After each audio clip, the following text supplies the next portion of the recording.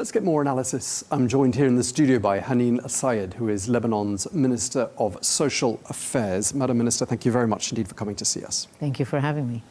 We've heard in the last 24 hours the chief of Hezbollah, Naim Qassem, saying that any attack by the United States on Iran would be an attack on Hezbollah. He said, "We are not neutral." What do you think the consequences could be for Lebanon in the event that things escalate between the United States and Iran? Well, I think the consequences for the region would be significant. Now, whether good or bad, and that's of course to be seen. But I think this is a geopolitical matter that certainly would have impact on oil prices, among other matters. And of course, it would depend, such a conflict, how long and how deep and the like. But on Lebanon, and I think what you quoted Naim Qassem saying, he said that before, but I believe Hezbollah has been greatly weakened since the last war, and they have been using this rhetoric, if you will, for some time. But in the end, I believe there's a government, there's a new government in place, there's a president, both of whom are very determined that, first of all, the government decides matters of war and peace, not a party, a political party or a military party. Second, we took a very historic decision on August 5 that no arms are to remain in the hands of anyone outside of the state. And we're implementing this decision. Already south of Litani, the weapons have been, if you will, collected, neutralized, what have you. Right. And now the next phase is north of Litani and the rest of the country. And this is a commitment from our government to the Lebanese people, first and foremost. Right. I mean, Hezbollah has been dealt several blows. They've been severely weakened the last 18 months or so. They're not the force they once were, are they? Correct. They're not the military force that they were. Of course, they are a group, a community, but militarily, I think they have been greatly weakened, and especially that they don't have the supply route from Syria anymore or from other places. So I just think it's a matter of time. To me, this train has left its station, and it's the issue of disarmament of Hezbollah, and the decision has been taken by the Lebanese and, of course, international community. So now it's a matter of how to implement it. Now, there are bumps along the road. We know there will be, but if we keep our eye on the target, I think we will, be able to move to that next stage where the Lebanese people can really live in peace without fear of from any of the other communities, and we're able to bring our country back together in a meaningful way. Israel doesn't sound convinced. Israel is saying the army hasn't done enough, and they're now saying that Hezbollah is actually rearming. What's your understanding? So, of course, I mean, Israel remains an enemy for Lebanon. We were dealt as a country a very bad blow, of course, in the last war. All the country, all the Lebanese, not just the south and the suburb of Beirut and the Bekaa. All the Lebanese are impacted by that, and and they're still occupying more than 5 points in the south. And they're not allowing, of course, reconstruction to begin in the southern part of the country. No, we know that this is where, what we're facing. But in the end, we have to move forward. We have to really start to put our state back together, the country back together. I want to repeat, it's a matter of time. Now, it's very important that we also manage this moment very well, and try to bring in the community that's been affected by the war into the state, into the government, which is the work that I do actually in the ministry. I spend a lot of time thinking and talking to people in the South. I've been to the South several times, and I will go again very soon, to also have people to feel that there is someone listening, that the government is here for them, because that's going to have to be the alternative. And I think this is the process that we're following now, and have to keep it. I'm not saying it's instant coffee that it will tomorrow we'll be able to see this disarmament and the like, but the army is determined, the president determined, our government is determined. Lebanese people are behind this. We've heard from your Prime Minister, Nawaf Salam, calling on Arab countries to support the Lebanese army to bolster state control over the whole country. What sort of support do you think he's looking for, and from whom? Well, for sure, the army needs funding for logistics, for salary of the Lebanese armed forces. As you know, with the financial crisis, salaries of all public servants went down, were depreciated massively. At some point, they were earning $50 a month. This has now started to correct itself, but there's still a typical soldier be earned $200-300 a month. This is still obviously not enough for a basic living, let alone facing danger and the like. So certainly we need support for the salaries of the army. It needs logistics. It needs clearly the U.S. has been one of our close partners in supporting the LAF. The Europeans as well, our Gulf partners, and there is soon to be a conference to support the army that will be hosted by France and Saudi, and the head of the army is in Washington and in the U.S. and having conversations exactly about this topic. Yes. I mean, obviously the United States is calling for change in Lebanon, not just with regards to Hezbollah, but a whole raft of changes the Americans would like to see. And sometimes they sound, to me and to the media, they sound a little bit impatient with Beirut. Do you get that impression as well? I mean, the Lebanese people are impatient, let me put it that way. As our Prime Minister said in one of our cabinet meetings, the Lebanese people have been waiting for this moment of a decision on disarmament for 10 years, for 20 years, for 30 years. So I think that's first, that we are impatient. We want to reclaim the country and be like a normal country, if you will, where we can face an enemy, whether it's Israel or otherwise, state versus a state, as opposed to currently we are in a condition where there's a military group or a militia which is fighting this external enemy. So, and we can't win in that kind of equation. At least when we have a state versus a state, then we really have more international ability. We can use all of our diplomatic means. So I think this is what's, the U.S. is a close partner, as I mentioned. We have good relations. The new ambassador in Lebanon is, I have met personally and admire his commitment to also helping Lebanon, as well as, of course, U.S. interests in the country. But I think, by and large, we are aligned in many aspects. Okay. We've talked a little bit about Syria, but I'd like to talk a bit more in detail about your neighbour, which, for the first time in living memory, the last year and a half, has not been run by a member of the Assad family. And I'd like to ask you, as a Lebanese national, how does that feel? Feels great, if I may say, in one sentence.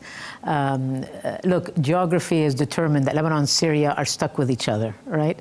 So we have to make it work, if you want to say. And the Syrian and Lebanese people historically have had a lot of connection, intermarriages, culturally. There's a lot of similarity. You name it.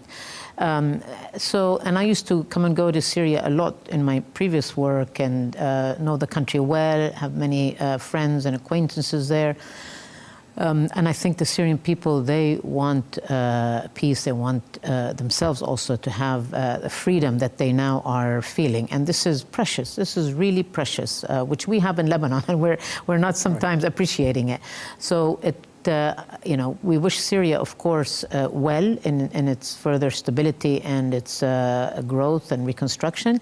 And this can only be good for Lebanon. I mean, if Syria prospers, Lebanon. I mean, and the reverse has been the case. We have seen since 2011, the horrible war that was going on in Syria, implications it had for Lebanon, not just in terms of 1.5 million or more refugees, but also in terms of trade and investment, which has meant dearly for Lebanon in terms of economic opportunities.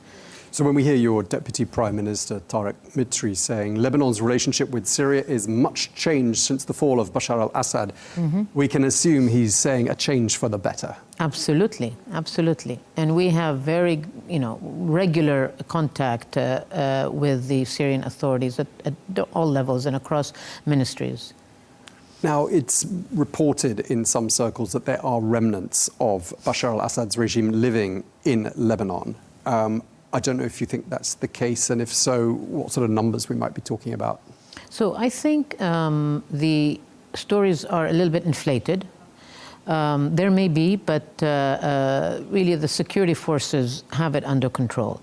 That's most of the information that I have, actually. Deputy Prime Minister himself said that this was a little bit exaggerated and sort of fear-mongering and the like.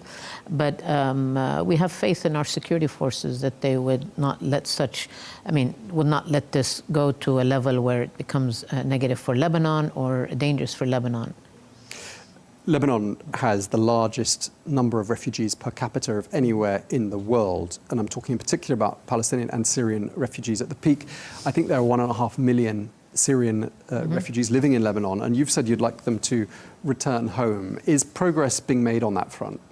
Indeed, there has been very good progress, more to be done, but very good progress. And if I just give you the number, since we came into government and we put together a return plan, we went to the international community and we asked for their assistance and that we wanted to cooperate together on this, there has been very good progress. So that now by end of December of 2025, 500,000, a little bit more even, have gone back. And gone back basically in safety, in dignity, and in a sustainable way, i.e. you see them on the border with their belongings, they're literally moving house. They've been living in Lebanon more than a decade. So they're going back. The families are returning in big numbers. So that's very good progress. And as I mentioned, this is very much due to, of course, the big picture is a change of regime in Syria. But secondly, we reestablished our relations with the international community, including the UNHCR, which had been strained for some years. We put together a plan. We're very coordinated across the government on this, all the different political parties or groups represented in government. And we funded the plan with the international community, and we basically began implementation. So the real implementation, if you will, began 6 months ago. And we have such good numbers by the end of this year. That's not enough, however. There's still, if we use the basic number of 1.5 million, we say there's still probably about 1 million. And our plan is that in 2026, the same kind of return continue.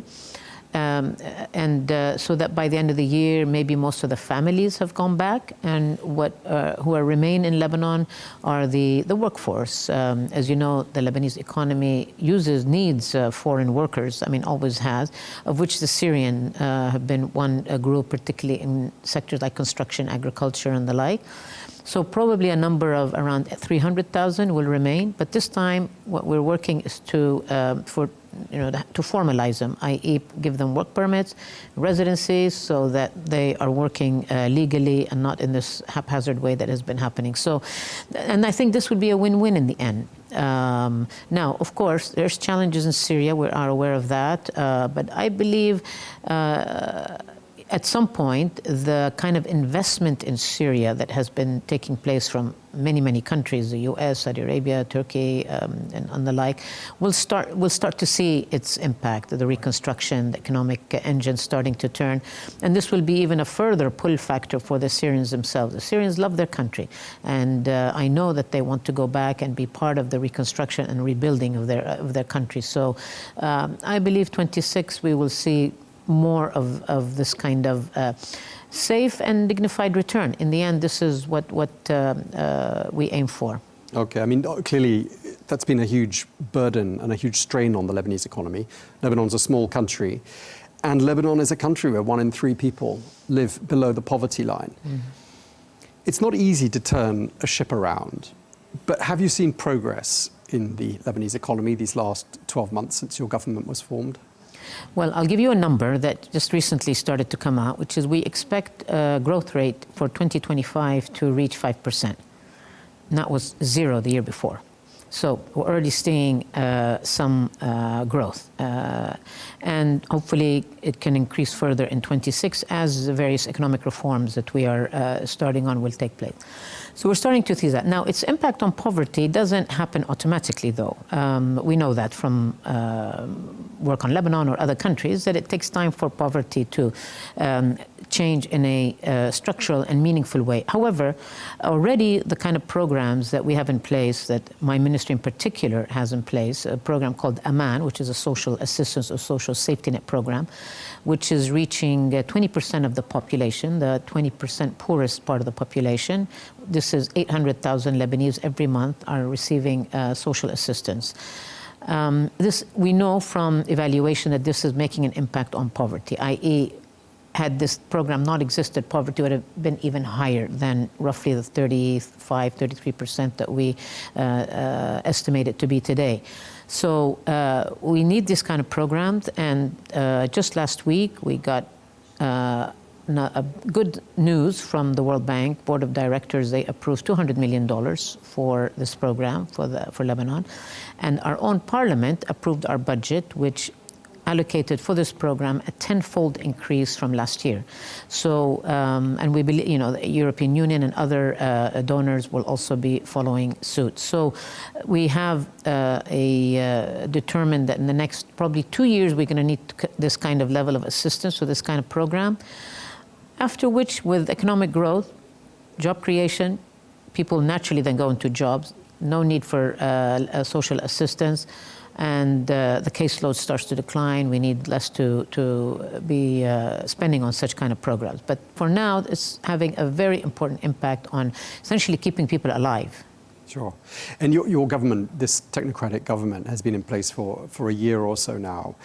And I'm wondering whether this experiment, this break from the old sectarian parties that have dominated Lebanese politics for the last century or so, has proven to be a success. Are you proud of what's been achieved? No, absolutely. Very proud. In 1 year, in fact, it's 1 year to the date this weekend that our government got formed, the kind of reforms that we did are more than what's been done in the last decade at least, whether it be in the area of disarmament, security, judicial appointments. In fact, the Parliament passed the independent judiciary law, which was presented by our government, and again, this was long overdue. Appointments across the board, establishment or regulatory authorities for electricity, for telecom, for water authorities, and so on and so on. So we have many, many reforms. And then, of course, the economic reforms, particularly the banking sector reforms, the laws that we have also passed. Yeah, I wanted to ask you about the banking sector, because there are many Lebanese citizens who have not been able to access their savings accounts for the last 6 years or so. Are they going to get their money back? Yes. So, and let me quickly tell you, Tom, what the plan is. So to be able to bring back the banking sector, there were 3 laws, if you will, that were needed. The first is to remove banking secrecy. And this is something that has been long overdue. I mean, in the 50s and 60s, when Lebanon was really the banking center of the region, or coming to be, it needed this kind of thing to attract funding, and it worked for a while, but there was no need. I mean, very few countries in the world have a banking secrecy law, so we passed that. That got approved. The second one was a law to explain or manage how the restructuring of the banking sector take place. That also our government prepared, sent to Parliament, approved. Now there's the third one, which is called GAP law, if you will. It's the one that brings back, or says how you bring back the depositors' funding. And this law, we passed it from our government, and now it's in Parliament's hands. Does several things. One, it divides depositors into small, medium, and large. And focuses, of course, initially on the small depositors, because that's 85% of the deposits are small deposits, i.e. $100,000 or less. And in this law, we say that they will get their money back in 4 years. Anyone who has 100,000 will get that 100,000 in 4 years or less. Compared to if the status quo, if we do nothing, where we are today, these depositors will get their money in either 10 or 16 years. So this is a huge improvement. Secondly, for those that have beyond 100,000, and there are a much smaller number, of course, the other 15%, they'll get what's called asset-backed securities, which can be traded. They're backed by the assets of the central bank. These will be ABSs issued by the central bank and are tradable from the day that they're issued. And we also believe that this will bring some kind of equity also for returns to the larger depositor. Now, let me say a caveat that it's not a perfect law. I mean, we have a situation in the banking sector where you have $12 billion of assets and $86 billion of liabilities. So the gap is huge. So no law is going to be perfect, is going to resolve this to everybody's liking, unfortunately, of course. But what we inherited this situation when we came in a year ago, and we were determined, the Prime Minister is very clear about this, and we put it in our government statement, that we want to tackle this issue. We're not afraid of it. We know it's difficult. We know it's sensitive, whether it be because of, you're dealing with people here, of course, and the trust that we want to bring back into the banking sector, that the Lebanese diaspora, the Lebanese in Lebanon. But we took that challenge and we put a law forward that we think is the best at this point. Now, there are improvements that can be done, and we're open to that, and these improvements can happen in Parliament when it's discussed. But we believe that this is very critical to pass. It's going to be obviously a key condition, if you will, or a key element of an IMF program, which is what we aim to have on next Monday. An IMF mission is coming to Beirut to resume the negotiations. Okay, so clearly that'll go a long way towards restoring public faith in government. Absolutely. And all the tools of state. Absolutely, very important. Okay, just briefly, because we're nearly out of time. I mean, looking back at these last 10 dramatic years for Lebanon, what would you say was the lowest point in those last 10 years? And how far have we come from that lowest point? There's two low points for me, and I think for the country. Port of Beirut blast. Something the world hasn't witnessed of that magnitude, not only because I personally lost my mother in that blast, but many, many others, and the destruction of the city and the people that were injured and maimed, and literally half the city was destroyed. So it's a very, very low point, and until now nobody's been taken to court, but that process has restarted. That was another big thing that our government did, was to restart the investigation, because that had been put on hold for the last 2.5 years. Previous governments didn't want to touch it. So that's now on its way, and that's very, very important. Justice for not just the families of the victims, but for all of Lebanese. Second low point, of course, is the financial crisis. I mean, we again went back, got into the books of history for being the third or second or first deepest and longest financial crisis in the last 150 years. And that's had a devastating effect, and unfortunately it might have it for generations if we're not able to arrest it and be able to go with passing this final law, go with an IMF program. And as I said, both of these, our government has been very clear about, and that we've made progress on them, and we will take it till its end. Hopefully the investigation, the blast of the port will be concluded, and secondly, we'll be able to get the banking sector restructured and vibrant again the way it was before. Okay, well, just to wrap up, let's end on a brighter note, looking forwards. Yes. In May, your government's 15-month term runs out. Elections. That's a bright term. Is that elections due to be held? And I'm wondering whether you think they will be held, and will you be able to carry on the work you have started these last 12 months? Right. So we're working on the assumption that in May there will be elections, because this is a constitutional point, if you will. It's mandatory by constitution. Now, we had also hoped that the election law would be changed, modified, so that it would allow the diaspora, the Lebanese living outside, to be able to elect in their area any representative they want, versus a current law which restricts them to 6. And this is a proposal on the position of our government, and this is what we've now sent to Parliament, that the law needs to be modified. Elections happen in May, to allow the diaspora. So it's really in Parliament's hands now. And we hope that this is what happens so that we can continue. In terms of our work, I've been, from day one when I came in, I said, I have 15 months, and I'm going to work so that every day counts. And I believe, time will tell, or people will hopefully be able to tell in May what we have achieved and what changes we've made and the impact we've had on people's lives. For sure, it's not enough. It's the beginning of a road. As you said, we've been for decades in this kind of situation. But at least we have, I think, put a slit in that big rock. And now, whether it's us or our successors, now they can make this fracture or the split in the rock even bigger. Okay, we wish you all the very best with that, and we really appreciate you taking the time to speak to us. Haneen Sayed, Lebanon's Minister of Social Affairs, thank you very much indeed for your time, madam. Thank you, Tom. Thank you for having me.